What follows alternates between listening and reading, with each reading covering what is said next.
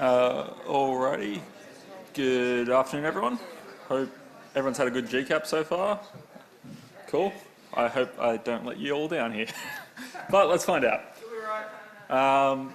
Cool. So my talk's on a crash course in simultaneous releases, looking at production, publishing, and Pokemon, because there will be a lot of Pokemon references in this. So be prepared to play a little game, hopefully we all remember. Cool. Why are you here exactly? So clearly you like games, you're at GCAP for a reason, and clearly you have an interest in shipping games. It's something that's not often thought of immediately, and I mean the bulk of the work is dev stuff, but eventually you've got to sell your product. You're making a game in the hopes that it will sell. So hopefully you can get something out of this and see some of the problems that can arise and eventually, if you're not careful, can delay your game launch. This talk's mainly aimed at developers, particularly small teams and solo devs. Again, as I've kind of outlined, more common mistakes that are easy to make that unless you've done this before, you probably don't know them, especially when it comes to publishing on consoles. Basically, we're going to run through 6 common issues that you can find and some potential solutions to mitigate these mistakes. And these issues that can arise are all real issues because they're all mistakes I've made over the past year. So hopefully we can all kind of learn something and don't repeat any of my mistakes. Cool. If there are any publishers in the audience, this should be hopefully common knowledge to you guys and more just a reminder that it is super easy to make these mistakes and you just got to stay on top of this sort of stuff to avoid them. Cool. Oh, and you want to be the very best, like no one ever was. That laugh's going to get me through this talk. All right. I forgot about this slide. We're going to take you from youngster Joey over here to Pokemon Master Red. So take some notes, ask me questions at the end. I'm easy. Cool. First question, who the heck is this guy? So my name's Sam. I've been in the industry since 2015. I started out working part-time at Blowfish Studios, where I still work as a QA tester. Over the last 4 years, I've kind of geared more in towards production, working as an assistant producer to our lead producer, Ellen, who's also giving a talk at this exact same time. And now I'm kind of taking on all Blowfish Studios publishing games and managing their releases and internal development that we do on those. Basically, I work with a small team within Blowfish, about 1 assistant producer, 3 QA staff members, and 1 PR and marketing, in addition to all the devs and artists that will eventually touch all the publishing games. But for the most part, it's us, small little group 6, including myself. Cool. This is us. As you can kind of see, we have a penchant for Mario, and producers wear the Waluigi hats because we're the bad guys. Or so we get told. Cool. So, I'm also going to apologise. There's going to be a lot of audio in this, so brace yourselves. Yeah. In the games industry at large, mistakes are made when publishing titles to various platforms. However, NDAs prevent us from fully discussing these mistakes, titles, or platforms. The dedicated individuals who work through these mistakes to publish their games, part of an elite squad known as game developers. These are their stories. Oh, okay, and that didn't work. Yes. It was meant to be the dun-dun. Cool, cool. This is going to get hard, so, all right. Lesson 1, don't be a dick. So how I've kind of structured this talk is each problem represents a Pokemon. So without further questions, let's play Who's That Pokemon? There we go. And again, audio was present here. So yes, Charmander. So don't be a dick. This is basically your starter Pokemon. It's good all-around life advice that really we should all kind of follow. I've chosen Charmander for this specifically because if you're not careful, you can burn yourself on it. Games themselves are very people-orientated, especially, I mean, you're all developers or have worked in the industry or interested in the industry in some capacity. You can kind of see it's a team effort to kind of get games made. So don't be a dick to your team. Pretty common knowledge. We've all done group work. We've all known how painful it can be when that one team member's not pulling their weight. And it's easy to kind of fly off the handle if that's you. Just don't be that guy. Treat everyone with respect and you'll get respect back. That's at least how I kind of operate things. Better yet, if you're looking at publishing games to various platforms such as Nintendo, Sony, Microsoft, whatever, you'll be engaging with people that you will likely never meet. So I'm talking about platform account managers, marketing and PR people, streamers and influencers, the general public. So don't be a dick to these guys. Personally, I can guarantee you, if you're looking at shipping games beyond your first title, if you haven't already, you will be engaging with the same group of people. You'll have a core fan base that like your games and want to see you do well. You'll have platform account managers for PlayStation, Xbox and Nintendo who you will know by name, and you have been emailing them for months on end to get your previous game out. So if you're being a bit of a dick to them, they're not going to always respond immediately. Like, it's, again, common sense. Treat people with respect. You'll kind of get it back. Failure to do this can cost time. In my experience, this can be anywhere from 1 to 2 months. And again, I'm not saying that I'm perfect, and there are certainly frustrating times in game development as you're kind of shipping a game, where I'm certain if I've sent an email that came off too aggressive or something like that, that would have impacted my relationship with that person. And in all cases, you kind of realise it retrospectively and will, again, just apologise. There's no need for being a dick or an ego. Cool. That time cost depends on how long you've been a dick for. So again, don't do it. Lesson 2, metadata mistakes. So, without further question, who's that Pokemon? Zubat. Yes. So a wild Zubat appeared because this is a super common issue. For those of you who don't know, metadata refers to all your store page information. So that can be your store copy, your screenshots, your videos, literally everything that you would have on a game store page to sell your game counts as metadata. Each platform is different in this respect. So you've got to understand what they require from you and in turn how you need to submit that to them. Because you will need to get it approved by them. You can't just say, here's our stuff, let me know what you think. They'll come back with edits, revisions, issues they found, and you've got to just make those changes. You're selling the game on their hardware. They're well within their right to do this. The fun thing with this, however, is these requirements will change over time. So unless you're referring to the online documentation on every platform, you can be out of date very quickly. Stores change all their information over time. You see stores rebrand. From memory, I think Microsoft did that with the Xbox store several times in the initial few years of the Xbox One. Staying up to date with that is going to kind of prevent these issues. But again, what you may not know, again, unless you're shipping on consoles already, by platforms I really kind of mean you got Microsoft, Sony America and Sony Europe, and Nintendo, which is comprised of Nintendo America and Nintendo Europe. Those Sony and Nintendo are unique in the sense that they are two separate entities, which means you need to do two different metadata submissions for those platforms. Whereas Xbox is more global, they're happy with kind of whatever. You will have specific requirements for Sony America, Sony Europe, Nintendo America, Nintendo Europe. These can kind of vary. So you're looking at whether or not you kind of need age ratings on certain assets, what sort of art you can display, all that sort of stuff.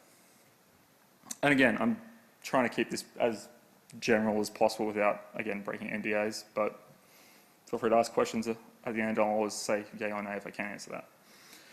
But metadata kind of goes beyond all that.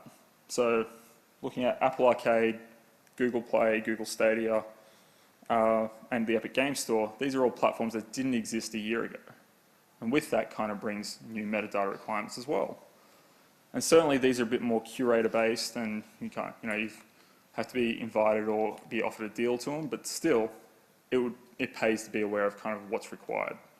At Blowfish, we were lucky enough to get a game in Apple Arcade, and with that meant we were kind of going through with Apple on how to kind of get all our metadata approved and get our game builds approved in a brand new process they were still figuring out.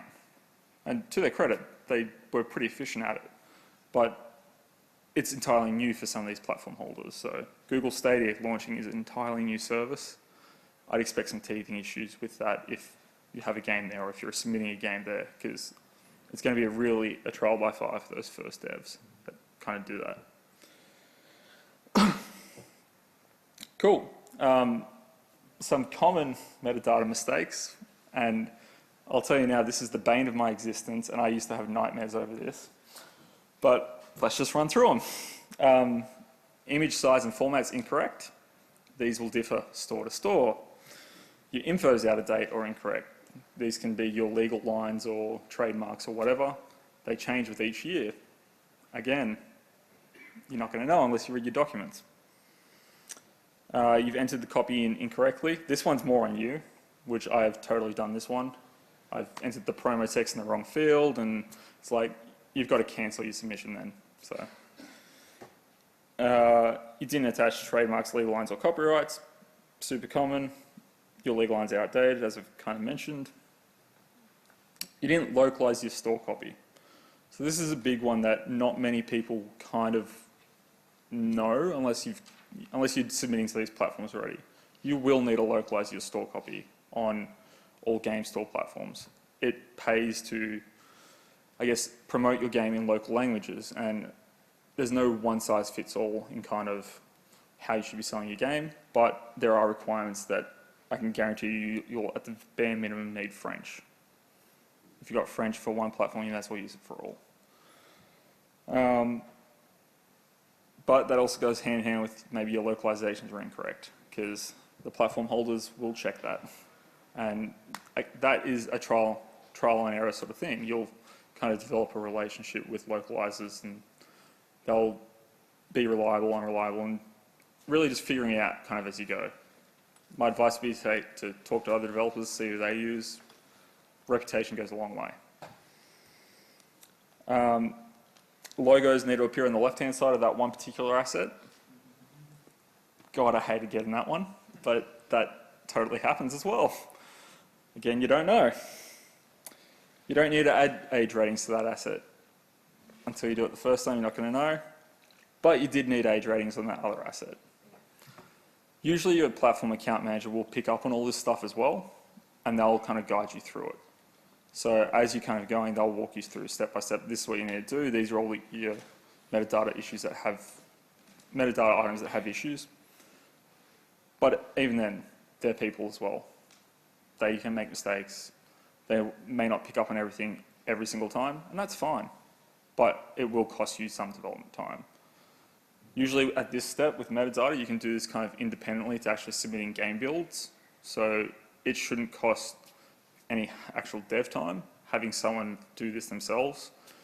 For Blowfish, it's me, like production does this, because there's no need for devs to worry about this. We'll source the assets, source the key art, source all the metadata, and then just submit, get that approved while we can, and while we're ahead of schedule. Total time cost you'd be looking at if you make literally every single one of those mistakes and your platform account holder doesn't pick up on them first go, you're looking at about 6 weeks. So tack that onto your dev cycle. Cool. Lesson 3, press release problems. Again, guys, come on, like, I gotta ask it first, but all right. Who's that Pokemon? There we go. Cool. Ditto. A wild Ditto appeared. This issue can take many forms. Press release, this is largely more dependent on you. These are issues that can arise because maybe the press release went out and mentioned localizations that you weren't originally doing because someone didn't double check. Me. Your Xbox build wasn't approved in time and you've got a hard launch date and every other platform's set to go live on that day, which can also happen. Or maybe the game shipped with a game-breaking bug that no one caught until day one. How do you get around that?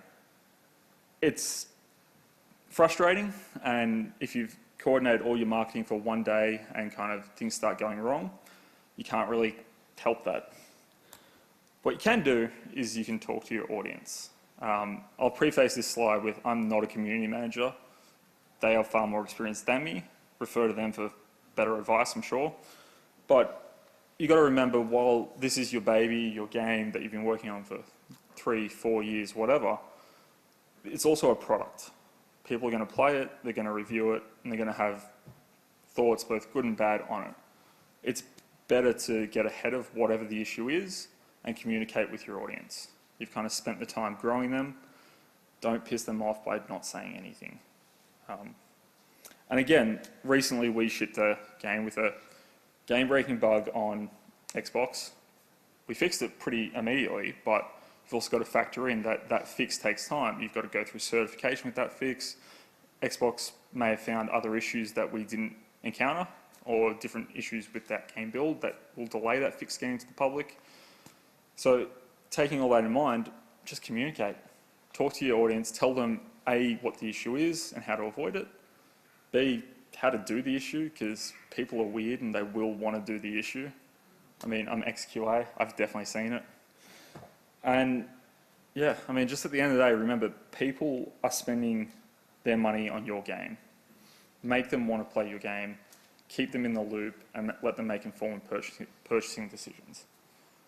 Again, not a community manager. Refer to them. They're the experts. Looking at this can kind of cost you anywhere between 3 to 6 weeks of dev time, depending on what the exact issue is. All those examples I kind of outlined, again, we had all those issues on separate projects, and roughly you'd be looking at an extra month. It's not ideal, but localization stuff, it's a bit quicker. Game-breaking bugs and having to go through cert again, not so quick. Cool. Lesson 4, co-publishing cohesiveness. All right, I'm going to get this out this time. Who's that Pokemon? Farfetch'd. Oh. Farfetch'd, yes. Cool. This co-publishing cohesiveness, this issue is a far-fetched because it's a pretty far-fetched issue. Okay, I'll take that. I'll take that.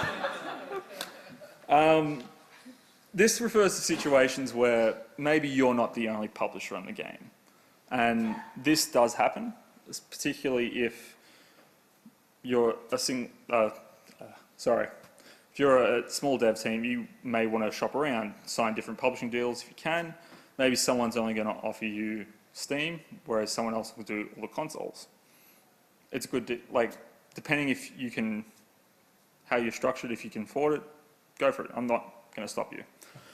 But what you'll have to ensure is that one of those two publishers is taking the lead. Make sure they're communicating with each other, especially if you're going for a simultaneous release, so that they can kind of coordinate all their marketing efforts and ready their release dates for the same day on all platforms. You're going to make your biggest impact in getting press traction if everything releases on the same day. It's harder to get people to care a second time around.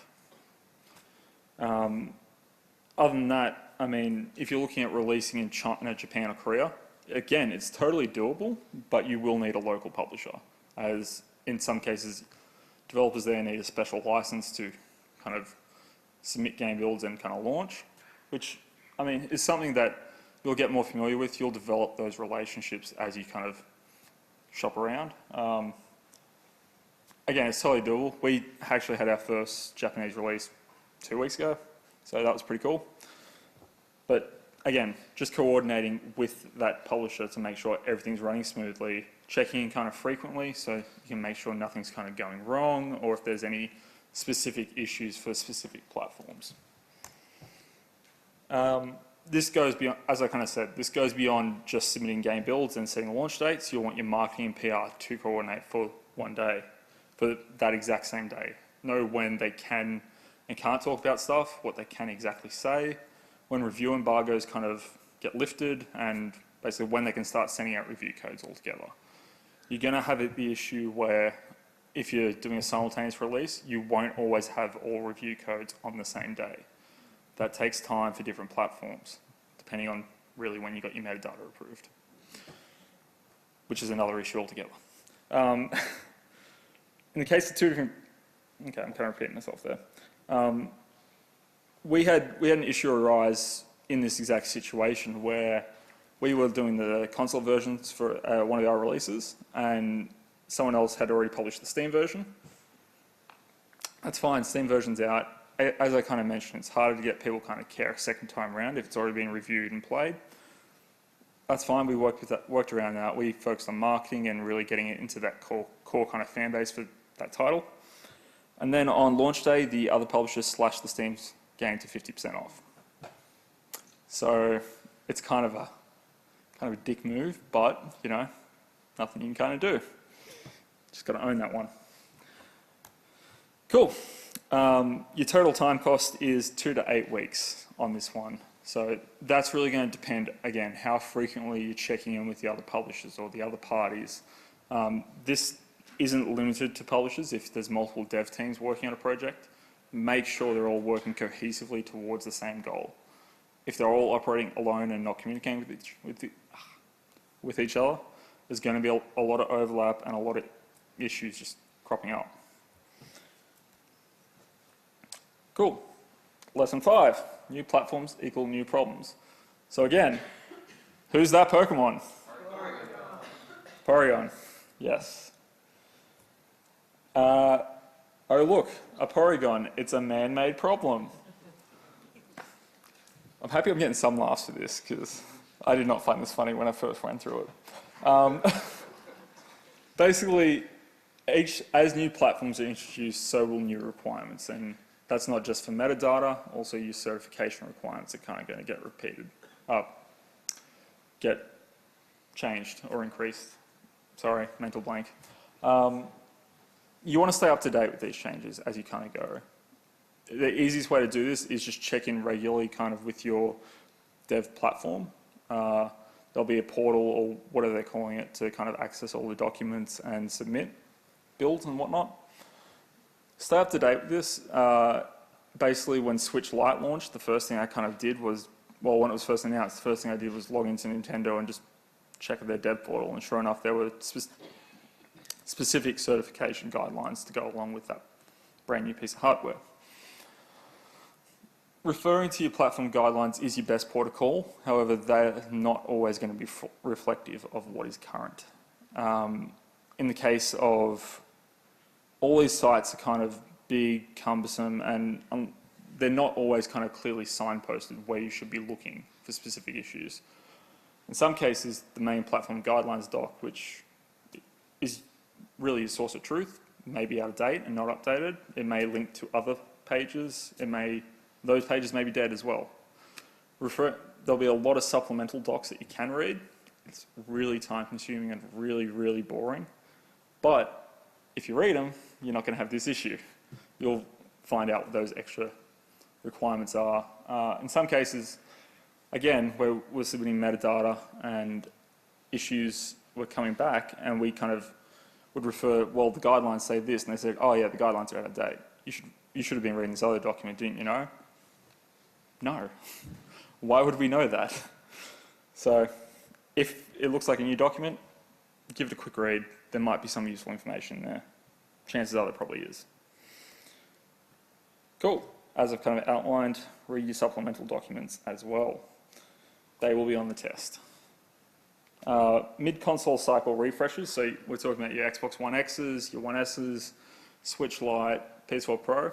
That's essentially a new console. It's going to have a lot of new hardware or new hardware requirements you can have with it, but it's also going to dictate this is what the top end of the specs are, especially looking at Xbox One X as an example. They'll dictate it's got to run perfectly on that, but you can't just solely look at that. You've got to make sure it runs smoothly for the base Xbox One, which, to be honest, I'm not even sure they still make the base one anymore.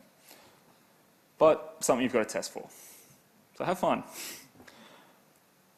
Total time cost on this issue, you'd be looking at 1 to 2 months. So again, this is dependent on when you've submitted a build for certification, when you've decide to read the documents, when you get issues come back, and how quickly you can kind of respond to those issues as they crop up.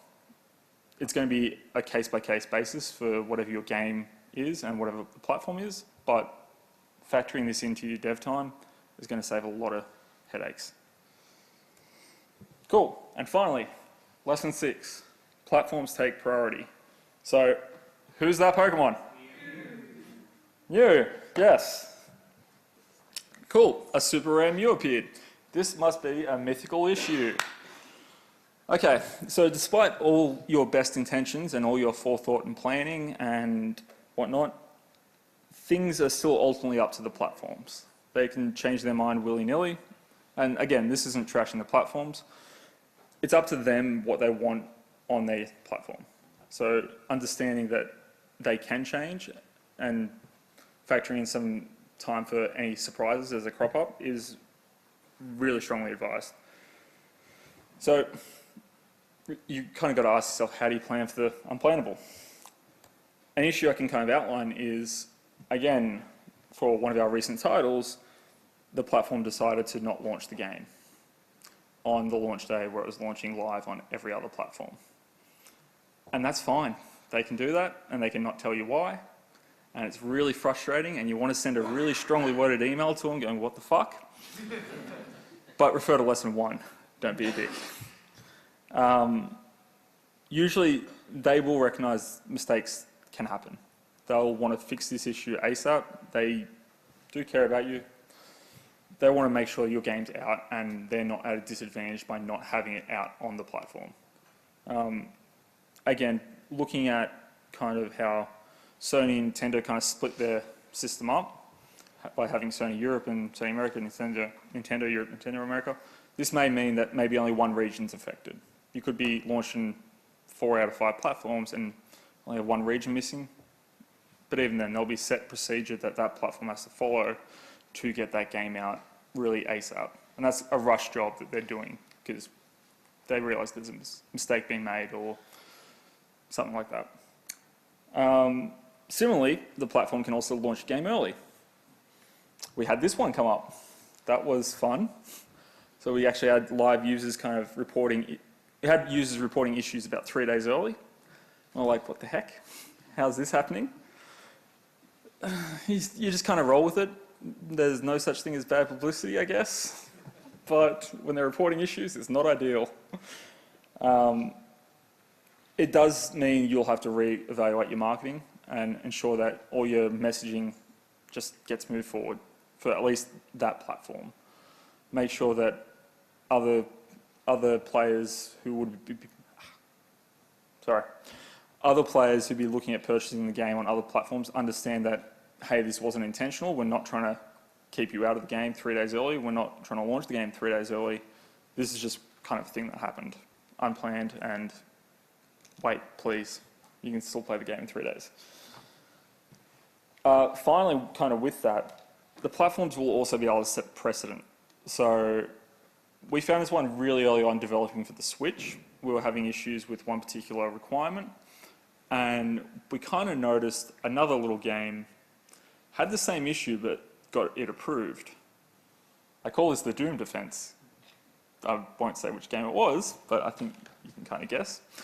And again, it wasn't a serious issue, but it allowed us to then apply for a waiver and have that waiver approved pretty instantly by that platform. So it's pretty handy having someone else that has done this before and you can kind of refer to them, which is why I would also recommend talk to other devs. They'll likely have experienced issues that you may be experiencing for the first time and they've had a lot of experience with. Cool. Oh God, I can see that spelling error already. Cool. I don't really have a total time cost for you on this one. You don't want this issue or any of these issues. You just kind of got to roll with it. You hope for the best that this isn't going to happen, but shit happens. Cool. And if we're all done judging my spelling, let's get through some solutions. Cool. So as I've kind of outlined, there are at least 6 basic issues that you're not going to have familiarity with unless you've gone through certain submission processes for the consoles. Again, this is console specific. Steam's kind of, they're a bit more open to kind of what goes on there. So knowing all that, these are at least the solutions we've developed based on our experience with these issues, and they're certainly by no means the only solutions. We just found these are what kind of works for us, at least. So I'm certainly open to suggestions. Fail, obviously. Fail fast and fail early. Kind of a double-edged sword. While I certainly believe experience is the greatest teacher, and it's allowed me to come up here and tell you all about my failures, it's super risky, especially if you're a small dev. God, I did something. Especially if you're a small dev team and you kind of want to keep making games. If you launch a game with issues or it gets delayed and you're going through you're burning through all your cash reserves and whatnot, that is not an ideal situation to be in. So in situations like that, I'd strongly recommend talking to people, kind of understanding the issues before you get yourself into them. If you want to go the publishing route and get a publisher, get a publisher. They should be aware of these issues. If you want to self-publish, which again, you totally still can, learn from these mistakes. Just take them to heart. If there's one thing I could really say to focus on the metadata. God, I hate metadata. Yeah, cool. I'll be that guy ranting about metadata. You'll all remember me. All right. Solution 2, working backwards. So I actually kind of saw this in a pitching talk earlier as well, and I was super happy someone else said it. Work backwards when it comes to scheduling. Especially, this is what we do. We spend a good hour anytime we get a new project, kind of work backwards and then reassess where we're at within the timeline every week. This works because if you've shipped one game on all these platforms, you know the issues. You know what's going to happen. You know the time it's going to take to get certification approval, any particular pain points your team struggled with, certification itself, metadata issues that can arise, press release issues that can arise, and review keys, how long you'll have to wait once you hit certification to then get your review keys. Because you don't get them instantly, as I've certainly hoped. So looking at this, I've kind of put together a little rough schedule that I'll run through. Looking at the example of if you're planning on launching on December 31st, which is a highly specific date, which I would not recommend, you can kind of plan how much time you've got for submissions from there on. So let's look at an example schedule. This isn't going to be super clear, but I might be able to. Hey, I've got a pointer now. Oh, that worked. Cool. Cool. So looking over here, we've got the December 31st launch date. This is the game. This is the day your game has to be out. Working backwards from there. Also, this is just a conglomerate of knowledge from all different platforms and not using these time frames for one particular platform specifically. More just general stuff. You'll figure it out kind of as you go, or just feel free to ask me later, I guess. Basically, for different dev teams, we've kind of got over here. Again, I'm only sticking production publishing over here. You'll want to have, working backwards, you can start developing for your patch along here because you've already hit certification. You'll need to be certified at least a month before game launch. If you want to make the most of game, like your marketing and promotions on that platform, platforms will require time on their end to set that up. That means if you're looking at doing discounts on sale, discounts on launch day, pre-orders, discounts for multiple games that you've published, you can totally do all that, but they just need the time to set that up. So at least a month beforehand, you're going to need that done. I'll draw the attention to, at any point along the line between these other two key dates with final metadata and final cert approval, if you do not hit approvals on that date, your release date is going to be delayed. You'll have to delay, it's just not going to happen. So that's why you'll need your metadata approved by the 2nd of December. Oh. Cool, the 25th of November. That's meant to say November there. Oh, God damn it. Yeah, so working backwards as well from there, in some cases your metadata can only be submitted and approved after your cert submission is approved, which puts you in a risky situation. If you miss cert and that's not approved in time, you're not going to be able to get your metadata approved in time, which means your launch is delayed. Even then, as you can then, as I've then kind of outlined, you can have your cert approved, but if your metadata is delayed, then at any point we could probably still submit up to the 9th of December for metadata, but that just means you're risking sales, you're risking losing pre-order discounts or whatever you want to call it. Marketing is kind of at risk because your review keys may not get there in time. I've seen it take up to 20 days after metadata approval. That's on the high end, but it is possible. So planning for that is really going to help you. And again, just as I've kind of outlined, working backwards, this is for one submission, all of this. This is a super high risk situation if you need to launch on the 31st of December. Ideally, this final cert approval, you'll have at least 3 or 4 more cert approvals before then. And from there, you kind of just pull back your metadata submissions as well to at least 2 weeks after that. Hopefully, you hit cert approval by one of those points, and then you can just start going for new patch approval from there. This is still, as I said, super high risk, super specific for December 31st. I cannot recommend you do not aim for anywhere towards the end of December because platforms will also shut down for the holidays. So trying to get your game submitted on these dates. They'll make announcements on when they're submitting games, when they're accepting game submissions, and how long processing times will be. You've got to kind of factor that in as well. Just avoid the end of December as much as you can. Cool. This is just a general example for one of our current publishing games. It's pretty idealized. So we've kind of factored in PAX-Oz and how that's going to take art resources and both dev resources as well. But understanding that hopefully we will be able to get something ready to show at PAX-Oz in time that isn't affecting the dev timeline too much. And this is what, 8 weeks or so. There's not even a cert submission on this yet. We haven't got there.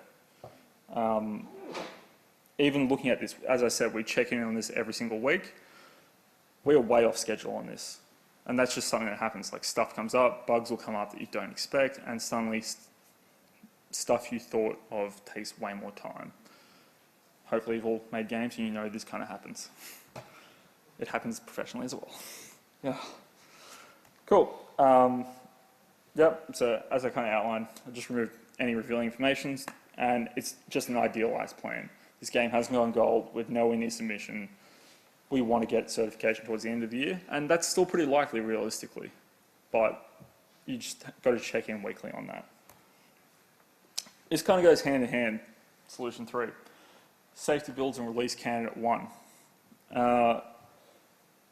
Cool, so you kind of want something ready to launch. Look at what MVP is within your product. If you were to launch tomorrow, what would that game need? What would your game need, sorry? Understanding that this is hard, trying to cut stuff if you're making a submission the very next day, but it also lets you kind of identify what the key features are that the game can't not have. And this goes hand in hand with this is called release candidate 1 because you need to be comfortable with this version of the game launching. It doesn't have to be the final game, but if you're locked to a release date, this may well be your only submission. You may not get approval beyond this. You still may have time for submissions, but there's no guarantee the platform's going to pass you. And even in that case, that may mean maybe one platform doesn't, but the other 2 do. So perhaps your Xbox build is out of line with whatever your PlayStation Switch one is. PlayStation Switch have that new game mode that Xbox doesn't. Not ideal, but then I'd say communicate with your audience, let them know what's going on, it's still happening. They're not missing out on any content out of spite because you hate Xbox. You're just trying to get through cert. At least in my experience, most people have been pretty understanding on that one. But that's not everyone. Again, this works with working backwards because once you have that cert submission 1, you can start planning working backwards from your next patch. what's MVP for that patch, what needs to be in it, what issues do you need to address, and just work backwards. Keep doing it how I've kind of outlined, and for the most part, it works really well. Cool. Solution 4, always be prepared.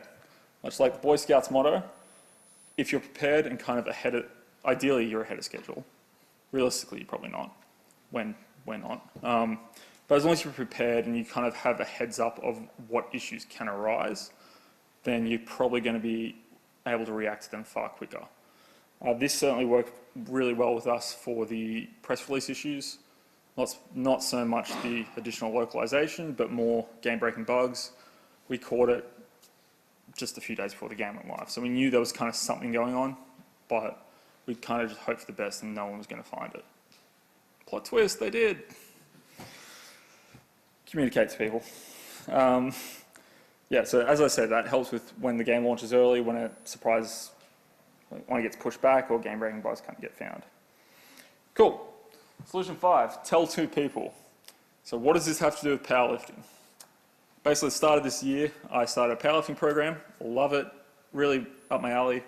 And my buddy who's been training me told me the one thing: unless you tell people your records, they're not going to know them.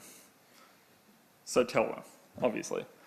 So this kind of works with game development, because you kind of want to tell, oh, sorry guys, little personal slide here. Yeah, interesting. I was happy I got to put that squat up today. Anyway, so this kind of works with planning around when you're going to be away, if you're really sick and whatnot, or if you die. People die all the time. You don't want God, I'm not saying you're all going to die. You don't want one person to have all that information on the submission procedures or what you need to get platform spec, only to have them either like quit, take a new job, get sick, be out for months, whatever. That's going to really halt your development. And for the most part, this works pretty well for Blowfish. We have myself as the main publishing producer and an assistant producer, Vanessa, I'm training up in this kind of area as well. So at least, even when I do go away, whether it be for holidays or if I'm going to a PAX or whatever, she knows most of it, but at least I'm still there to support her on Slack or Discord or whatever you want to use, just so we can kind of talk through issues as they come up. Cool, I should have hit next slide. But yeah, just training that other person's really gonna, I can't hammer this one enough, like it's really gonna help you in the long run. Bare minimum you can do is have group chats where key decisions are communicated to at least 2 people. At least then you're preventing in some way being an information silo, and at least then other people can kind of help out, or they'll know what needs to be done and by when. But again, train someone before you do that. Cool. Solution 6, establish priorities. So understanding what the priorities of the project are and what needs to be done by when and by who. If you're a 3D artist, you're probably not managing bugs. Unless there are bugs, you're probably not looking at getting the code and fixing stuff. Establish early on who's required to know about how to ship the game. Producers are going to know the metadata stuff and whatnot. If you don't have a producer, maybe it's someone else, but establish that as early on as you can. Additionally, programmers are going to need to know what it takes, because they'll have to package up the game. Like, every platform doesn't just accept exes. They'll need specially crafted files, they'll need stuff included for different platforms that it's not readily available unless you've gone through those platform docs and know how to kind of get it. Cool, and basically, if ensuring the game hits platform spec falls to one person, you're in a super high risk situation, and I cannot stress that enough. Refer to solution 5 of tell 2 people. Cool. Little summary, I guess. You don't make games in a vacuum. Ideally, you should learn from other people, and in most cases, being a one-man dev team is the exception, not the rule. Unless you're Clinton back there, who's part of our team. He one-manned his own game. Thanks, Clinton. Additionally, look at what's going on in the industry at large. You might see trends and stuff that people are getting caught up in specific issues. Communicate with people so you can kind of know what to avoid and how to kind of get around issues, as well as staying up to date with your platform docs, as they are kind of constantly changing. I'm probably going to I'll move through a bit quicker because we're nearing the end and I want time for some questions. Last one, who's that Pokemon? Thanos! Solution 7's to gather the Infinity Stones, because it's going to be that easy one day. Well, I'm happy people recognise that. I'm still learning at this as well. Like, this is after a year of managing this entire process, from starting up our publishing business to where we are now, where we've shipped about 10 titles. What I've said, again, I can only outline works for us. It's ever evolving and kind of changing. It's not a one-size-fits-all approach. Plus, additionally, consoles and platforms change all the time. This could all be out of date next year anyway, so what do I know? So in summary, do tell at least 2 people of any key decision that is made. Assess where your time is most valuable and remember to get max impact from min effort. Seek knowledge from others. They may know what you do not. Platforms equal people. You're not just dealing with PlayStation, Xbox, or Nintendo. You're dealing with the people that work for them. Treat them with respect, and they'll help you out in the long run. Start working backwards when it comes to scheduling as well. Come up with a submission plan now for your game if you don't have one, and scheduling in how many submissions you'd like before you actually get to your final release date. Don't start intermittent fasting in the lead up to 3 game launches. Sorry to my team. Turns out food's great, guys. Don't be too hard on yourself when you fuck up, because you probably will fuck up. No one's perfect. These are all my mistakes. And I beat myself up a lot about this, but it's a learning process. Don't assume every platform's the same. While you've slayed Steam, each one will have their own different requirements from there on out. And as I've outlined, they're kind of ever-changing. Definitely don't silo information. Games aren't made alone on an island. Share your knowledge. And don't assume someone else is going to handle submission, because you don't know anything about it. Take an active role in the process yourself, take charge, and kind of get multiple people involved so at least they know what to do if someone's sick or if someone leaves the company. Cool. Questions? No. There we go.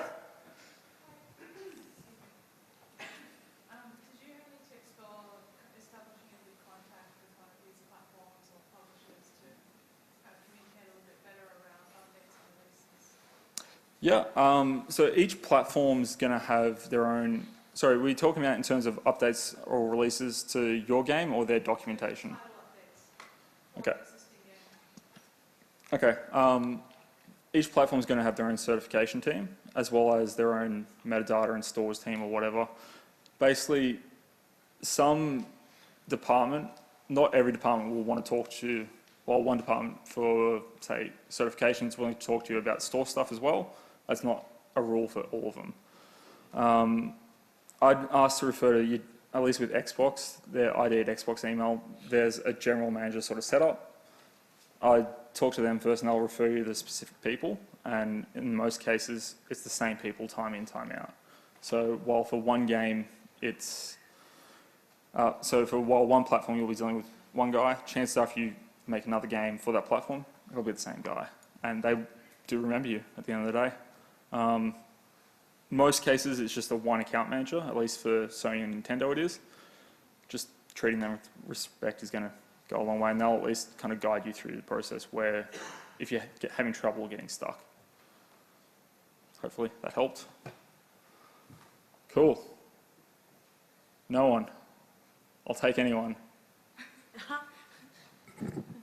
Yes, up the back. Which platform holder have you had the most issues with, or is the one that needs to be most compatible with that?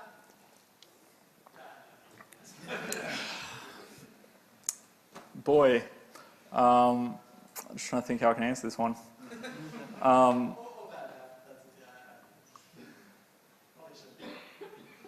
When we were dealing with this one platform particularly, we definitely had to switch up our process on how we kind of address stuff. And at least that platform is really, really good, and they're willing to work with us on at least how to kind of get through certification, especially when it comes to online stuff. They developed some cool ways to play games on their console, which very cool. Means a lot of additional cert requirements if you want to say do local co-op or local multiplayer, stuff that we weren't really prepared for. Hopefully you've got that one. I feel I wasn't subtle. Cool. Anyone else? Yes? Are there any third-party tools similar to WAC for the Windows Store? God, I don't even know what WAC is, so... Windows App Certification Kit. Yeah, so I know Xbox themselves do have their own certification kit that they'll allow you to kind of like plug into, and you can really kind of test if you're getting the most most out of the console for your game, and at least you can kind of track where performance is lagging or where you will get caught up if performance is consistently lagging. Like, these are issues where like frame rates have to be certain. Oh, well, that's cool. Frame rates have to be certain. Sorry, give me 1 sec. I can't multitask. And yes, I am a producer.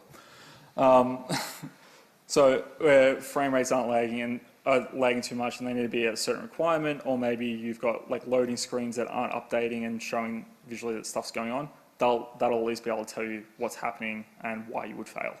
Other than that, not a whole lot that I know of. If there are, definitely tell me, because that would make my life so much easier. That's pretty good, yeah. Cool. If there's no other questions, I guess. Oh, cool. We've got 2 more. How challenging is it to do a simultaneous launch on the whole platform? And have you actually managed to pull that off on Operator? Yes, so we definitely have pulled it off without issue as well. These haven't affected every one of our launches. It's definitely a learning process. It took me probably about 2.5 games to kind of get it down pat and really know early on what's required. And from that, the next 7 have been kind of pretty smooth without hiccups from like press release issues and whatnot. I actually personally find it way harder doing non-simultaneous releases right now. I hate them because you're kind of just like in anticipation for the next few platforms. We've had to do that recently and God, I hate it. But it's a lot of pressure immediately, but once you get the hang of it, there's no looking back in my opinion. I'd say the key there is in preparation, but also having the experience of the platform. Yeah. It's a lot easier. Yeah. Definitely, at least with my experience managing that as well, we had, at least our dev team, they were previously managing it themselves and they had a lot of experience that kind of guide me through it as I was taking it off their plate. So referring to others, that really helps as well. Yep, and one more? Have you felt it's worth spending any time like investing in tooling to try and help with some of the metadata stuff? Like I've seen in the past like stuff to go, okay, I've got achievements generated for Xbox and PS4 essentially kind of thing. But I'm just wondering if you've done it for more of that process. Yeah, so we've definitely looked into it. It's one of those things that we really want to do, except we just don't have the time to do it. We recognise the need for it because you do get caught up on these issues time and time again, and unless you're kind of separately documenting that, like what's required yourself, it's going to keep happening. Our basic solution in the interim, we've got a massive document for metadata requirements. We refer to that, and then someone checks it every 2 weeks to make sure it's current. But our lead art director, our art director wants to kind of make his own tool, so I don't have to keep coming to bug him for resizing stuff, even though I don't know how to do it myself. I just like bugging him. Yeah, I'd definitely say do that. For achievements, I set up droplets just to work kind of super easily, and that's what I do for that. Screenshots are the same. But specific platform stuff, you probably need a far better tool than that. Cool. Thanks for coming, everyone. If you need to know anything else, you can at me on Twitter. My email is sam@blowfishstudios.com, or I'll be outside and kind of around over the next 3 days. Feel free to just ask me anything. Cool.